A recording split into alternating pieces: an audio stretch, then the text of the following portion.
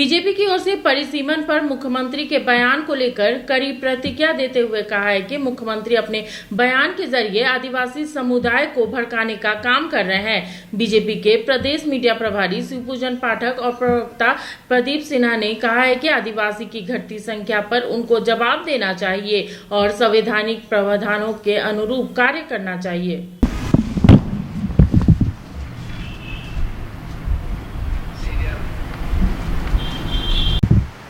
Next. पहले तो इन लोगों को आपस में बात करना चाहिए कि कांग्रेस के नेता जो राहुल गांधी जी हैं, वो संविधान के कॉपी को लेकर के घूमते रहते हैं, लाल किताब को, और लाल किताब जो संविधान का दिखाते हैं, तो ये परिसीमन भी संवैधानिक प्रक्रिया है।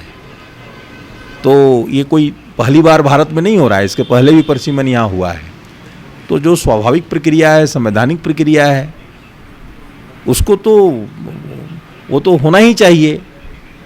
जैसे चुनाव 5 साल में होते हैं, वैसे ही परिसीमन को भी एक निर्धारित है, वो उसका होना चाहिए। हाँ, उसकी प्रक्रिया जब प्रारंभ होगी तो उसमें कहाँ है, क्या प्रक्रिया में कहीं कोई कमी है, झारखंड के अनुकूल अगर उनको और कुछ लगता है तो ये सारी बात बोलनी चाहिए।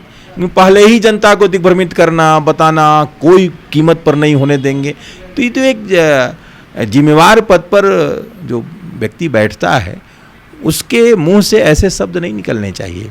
उसके शब्द का वजन होना चाहिए, उसकी जिम्मेवारी वाला शब्द होना चाहिए। ये कोई ऐसे ही चलते फिरते लोग जो बोल देते हैं उस टाइप की का शब्द नहीं होना चाहिए। माननीय मुख्यमंत्री जी एक जिम्मेवार पद पर हैं, इतने बड़े जनता का प्रतिनिधित्व कर रहे हैं, 3.5 करोड़ जनता का प्रतिनिधित्व कर रहे हैं, और उनके मुंह से ऐसे शब्द अच्छे नहीं लगते हैं। उनके बातों में वजन होना चाहिए। जो बात वो बोलें उस पर जनता सोचने को विवश हो कि नहीं, ये बात है, इसके कारण हमारा नेता इस प्रकार की बात कर रहा है। ये तो सस्ती बात हो गई, तो केवल आग लगाने वाली बात हो जाती है, लोगों को भड़काने वाली बात हो जाती है। ऐसी भाषा की उम्मीद राज्य के मुख्यमंत्री से नहीं की जा सकती है।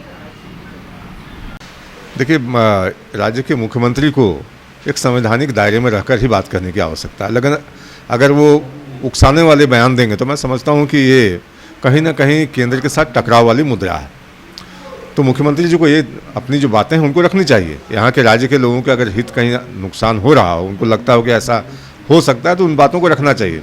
लेकिन सीधे सीधे ये कह देना कि हम होने नहीं देंगे भले हमारी सरकार चली जाए, तो ये सिर्फ लोगों को बरगलाने वाली बात है।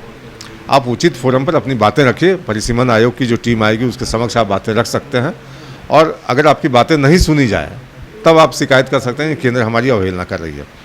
लेकिन पहले से ही आप अगर ये इस माइंडसेट में आ जाएं कि हमें सहयोग ही नहीं करना, चाहे जो कुछ भी हो जाए, तो मैं समझता हूँ ये एक संवैधानिक व्यवस्था के लिए एक उचित तरीका भी नहीं है और खतरा भी है। जनसंख्या का अनुपात है, ऐसे में तो आदिवासी सीटें घटनी है राज्य में, संविधान मुख्यमंत्री का तो जो लोग जातीय जनगणना की बात करा रहे थे, उन्हीं का तो कहना है कि जिसकी जितनी संख्या उतनी उसकी भागीदारी। तो फिर घबरा क्यों रहे हैं, ये कॉन्ट्राडिक्शन क्यों है? आप क्लियर हो लीजिए अपने आप में कि आप जो कह रहे हैं कि जिसकी जितनी हिस्सेदारी उतनी भागीदारी, तो फिर सभी चीज़ों में होनी चाहिए। लेकिन आप कड़वा कड़वा थू थू मीठा मीठा गप गप करेंगे तो ये आपकी दोहरेपन की पोल खोलती है। इसलिए मुख्यमंत्री जी आप सहयोगी दलों के साथ बैठ लें कि करना क्या है, जातीय जनगणना भी करानी है राज्य में कि नहीं करानी है आपको, उसके अलावा परिसीमन में आपका दृष्टिकोण क्या है वो सामने खुलकर आना चाहिए। आदिवासी समाज के संघर्ष की कहानी।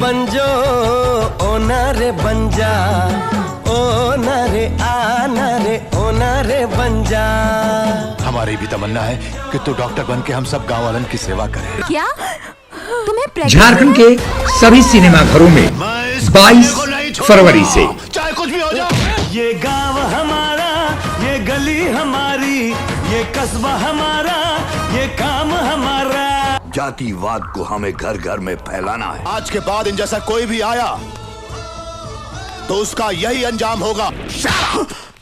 It's not a question of good and bad.